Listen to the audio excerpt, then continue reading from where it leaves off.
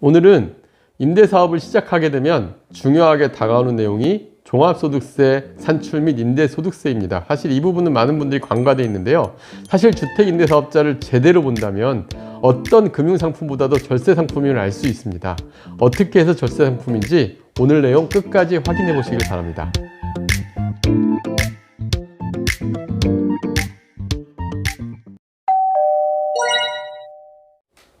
안녕하세요. 월세고수TV의 최영식입니다. 네, 오늘은 어떤 내용으로 해주실 건가요? 예, 오늘은 주택임대사업, 저희가 서울 오피스텔에 대해서 주택임대사업을 했을 때 혜택에 대한 얘기들을 그동안 몇 번 했었죠. 그리고 심지어 추천할 만한 월세고수픽이라는 시리즈도 지금 만들고 있습니다.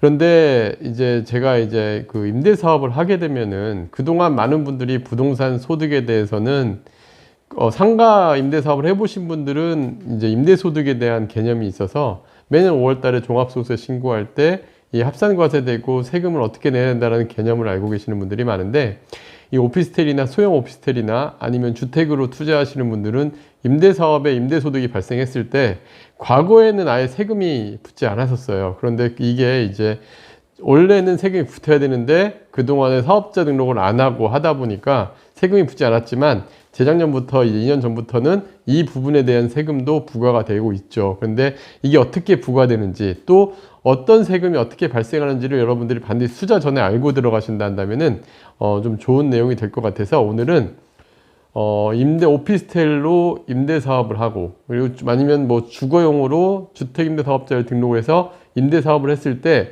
임대소득세가 어떻게 계산이 되는지를 오늘 한번 쭉 풀어 설명을 해드릴까 합니다. 사실 많은 분들이 이 투자 전에 내가 얼마의 세금이 발생할지 예측이 안 되고 다음에 보고 나서 이거 괜히 세금으로 다 뜯기고 남는 게 없네 이런 계산 생각을 하시는 분들이 계세요. 왜냐하면 이거는 명의를 잘못했거나 아니면은 종합소득세 합산이 되다 보니까 세율이 높다 보니까 이게 문제의 소지가 생기는데, 사실 모든 임대사업용 물건을 투자하실 때 사전에 세금에 대한 검토는 당연한 시대가 되었습니다. 그래서 오늘 제목이 이거예요.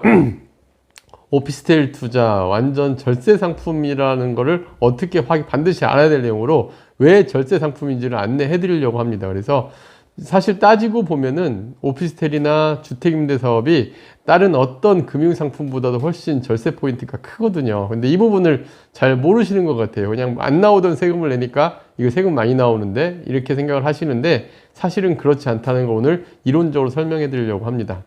자, 그러면 주택임대사업자 세금은 어떤 식으로 정해지는지 설명을 좀 드려볼게요. 여러분들이 아시겠지만은 우리가 은행에 이자를 넣어도 이자소득세를 발생을 하죠. 이자소득세 때 여러분 대부분의 사람들은 알고 있을 겁니다. 15.4%의 이자소득세가 발생하죠. 14%의 소득세에 그 14%의 10%에 해당한 1.4%의 지방세 해가지고 15.4%에 해당되는데, 주택임대소득도 똑같습니다. 주택임대소득도 소득세법 64조의 2항에 보면 세율이 정확하게 나와 있어요. 2천만 원까지는 분리과세에 해당합니다. 분리과세 주택임대사업소득에 대한 사업소득 금액은 100분의 14를 곱해 산출한 금액, 여기에 지방세에서 15.4%의 세율로 적용을 받을 수가 있습니다. 금융소득도 마찬가지예요. 연 2천만 원 이하의 경우에는 금융소득도 역시 14%로 분리과세가 적용됩니다. 분리과세라는 건 뭐냐면은 내가 요 임대소득에 발생화된 소득은 이걸로만 별도로 계산을 하고 기타 내가 다른 소득이 있을 때 합산해서 종합소득세 신고를 하지 않고 이걸로 분리과세에서 적용이 된다. 특히 가만히 생각 한번 해보세요. 내가 연봉이 1억 이상이고 세율이 38% 이상 세율의 구간에 들어가 있는데 임대소득이 얹혀지면 바로 38% 세율부터 시작을 하게 되는 건데, 그런데 2천만 원까지는 이 38%가 아닌 15%로 내고 끝난다라는, 15.4%를 내고 끝난다라는 얘기입니다. 그러니까 이게 사실 분리과세가 소득이 높은 분들한테는 굉장히 좋은 경우죠. 그래서 주택임대소득에 대해서도 14%와 1.4%를 2천만 원까지는 적용할 수 있다. 근데 여기에서 하나, 어떤 게 있냐면은 여긴 임대사업은 선택을 할 수 있어요. 금융소득은 선택을 할 수가 없는데, 임대소득은 내가 만약에 소득이 은퇴하셔서 소득이 없는 분이에요. 예를 들면 소득이 거의 없다시피 하는 분이 이 15.4%를 하면 사실 세율이 높은 편이에요. 왜냐면 기본적으로 1,200만 원까지는 6% 세율이 적용이 되거든요. 근데 내가 다른 소득이 되게 적으신 분들은 차라리 종합소득을 선택하는 게 유리할 수도 있습니다. 이거는 사람의 상황에 따라 다르기 때문에 어느 게 유리하다고 얘기할 수는 없지만, 대부분의 직장인 분들은 이 분리과세 2천만 원 이하의 분리과세 이용하는 게 좋습니다. 그래서 일단 여기에서 첫 번째로 임대소득을 분리과세할 수 있다는 부분에서는 굉장히 절세되는 포인트가 있는 거라고 생각하시면 됩니다. 그런데 여기에 하나 더 있습니다.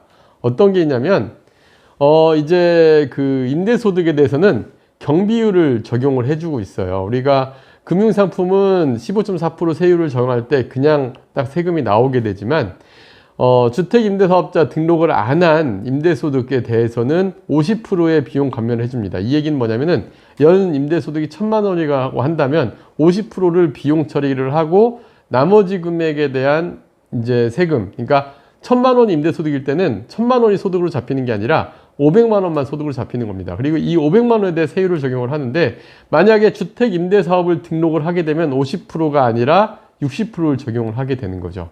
그러면 이제 1,000만 원 중에 400만 원만 소득으로 잡혀서 400만 원 곱하기 세율이 적용이 되는 겁니다. 근데 또 이게 다가 아니에요. 주택임대사업을 등록을 하게 되면 사실은 그동안 많은 분들이 모르셨겠지만 세액 감면 75%가 있습니다. 그 전에 단기 4년 이하 단기는 30%, 8년 이상 장기는 75%였는데 이제 4년 이하가 없어졌으니까 75%의 세율 감면이 되는 거예요. 예를 들면은 만약에 아까 400만 원에 대해서 15% 세율이다. 근데 400만 원 곱하기 15% 하게 되면은 뭐 한 220만 원 뭐 이렇게 나왔다. 예를 들면 그러면 그 중에서 또 75%가 또 감면이 되는 거예요. 그러면은 실제 세율이 되게 낮게 되는데 이건 제가 실제 사례로 한번 설명을 드려보겠습니다. 일단 소득세 계산 과정을 보면 먼저 주택 임대소득 수익 금액이 임대료 플러스 간주임대료 연 합산 금액이 수익금으로 잡히고 여기에서 경비율 아까 보여드린 대로 주택 임대사업을 등록하지 않으면 사업자 경비율 50%, 만약에 사업자 등록을 하시게 되면 60%에서 이만큼을 차감을 하고 필요경비율을 차감을 하고 임대소득금액이 적용이 되는 거죠.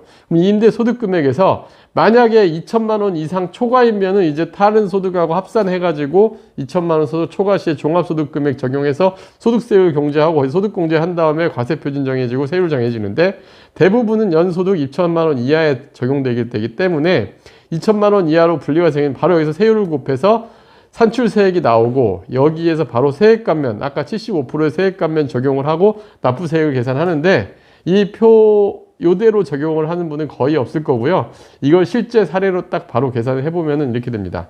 만약에 월세 150만 원을 주택임대소득으로 받는 분이라고 한번 계산을 해볼게요. 그리고 여기 제가 아까 말씀 안 드린 게 안 드린 게 또 하나가 있는데 기타 다른 소득이 2천만 원 이하 소득자 같은 경우는 소득세 계산이 어떻게 되냐면 여기에 또 세액을 한번 또 400만 원 또 차감을 해요. 그래서 실제 발생하는 세금이 거의 없게 되는 상황이 발생하는데 월세 150만 원 받게 되면 제가 한번 금융이자 소득과 무주택임대사업자를 등록하지 않았을 때 그리고 주택임대사업을 등록을 했을 때 세금이 어떻게 달라지는지를 한번 계산을 해보겠습니다. 첫 번째, 주택임대사업을 등록하지 않으신 분이 연에 1,800만 원, 월세 150만 원을 받는다 한다면 여기에서 50% 900만 원에 해당이 되죠. 900만 원 중에 또 임대소득 이외 소득이 2천만 원 이하인 경우에는 400만 원 한번 더 차감을 해요. 여기에다가 14%를 적용을 하니까 총 70만 원의 세금이 발생합니다. 그리고 여기 지방세 7만 원 해가지고 17만 원의 세금이 발생하는데 이 얘기는 여기에서 이제 우리가 알게 되는 거는 연 1,800만 원 소득 받아서 77만 원 세금이 과연 많은 거냐라고 생각을 해보셔야겠죠. 절대 다른 어떤 사업에서도 이런 세금이 나오는 경우는 많지 않습니다. 그래서 실제 세금이 이렇게 높지 않다라고 적용이 되는데 만약에 주택임대사업을 등록을 하게 되면 여기에 70% 아까 75%의 세액감면이 있죠. 그러면 이렇게 됩니다. 1,800만 원 곱하기 60%의 경비율이니까 40%만 적용하면 되겠죠. 여기에 또 400만 원이 또 빠지고 여기에 14%가 적용이 되는데 그 14% 적용된 세액에다가 플러스 75%의 또 세액 감면이 있어서 여기에 또 25%를 곱하게 됩니다. 그러면은 총 11만 2천 원의 소득세가 발생을 하고 여기에 지방세 11,200원을 하니까 12만 3,200원의 소득세가 발생하는 거죠. 한번 가만히 생각해 보세요. 연에 1,800만 원 소득인데 연에 12만 3천 원의 세금이 발생한다. 이 얘기는 합법적으로 보면 거의 1%도 안 되는 세율이 적용이 되는 거예요. 여러분들이 아시는 상품이나 금융상품이나 투자상품 중에 아예 비과세 상품을 제외하고 이 정도로 세액 감면이 큰 상품은 어디에도 없을 겁니다. 그래서 이걸 매년 이렇게 신고를 할 수 있다면 이건 사실 굉장히 큰 절세 상품이에요. 왜? 이거하고 정확한 비교를 한번 해보면은 만약 이자 소득이 1,800만 원 발생한다고 계산해 보죠. 1,800만 원이 발생을 하게 되면 이자 소득세로 여러분들이 277만 2천 원의 세금을 냅니다. 근데 여러분들은 277만 2천 원의 세금을 내는지 몰라요. 왜 그러냐면 이자 소득은 원천 징수돼서 나머지 금액만 나오거든요. 1,800만 원이 세액이 원래 내 소득인데 여기에서 그 중에 270만 원을 빼고 1,530만 원만 여러분들이 통장에 입금이 돼요. 그러면 아, 난 이자가 1,530만 원이구나 하고 그냥 잊어버리게 되죠. 그러다 보니까 얘는 세금이 별로 안 나가는 것 같고 주택임대사업은 다 받았다가 매년 5월 달에 소득세 신고할 때 12만 3천이 나가니까 얘가 세금이 더 높은 것 같지만 실제로 따져보면 270만 원대 12만 3천. 여러분들은 어떤 선택을 하시겠어요? 저 같으면은 당연히 주택임대사업을 선택합니다. 그래서 제가 많은 분들에 추천해 드리는 게 최근에 오피스텔 투자로 저희가 이제 상담을 하다 보면은 뭐 7천만 원, 6천만 원 가지고 이거 오피스텔 사도 되나요? 이런 질문도 꽤 많습니다.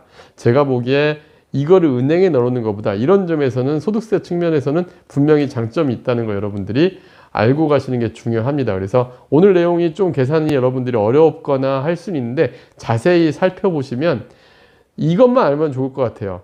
오피스텔도 생각보다 임대소득세 측면에서는 절세 상품일 수 있다. 이것만 알고 들어가셔도 여러분들한테 도움이 될 수 있을 거라 생각이 듭니다. 네, 다음 영상도 기대하겠습니다. 네, 감사합니다.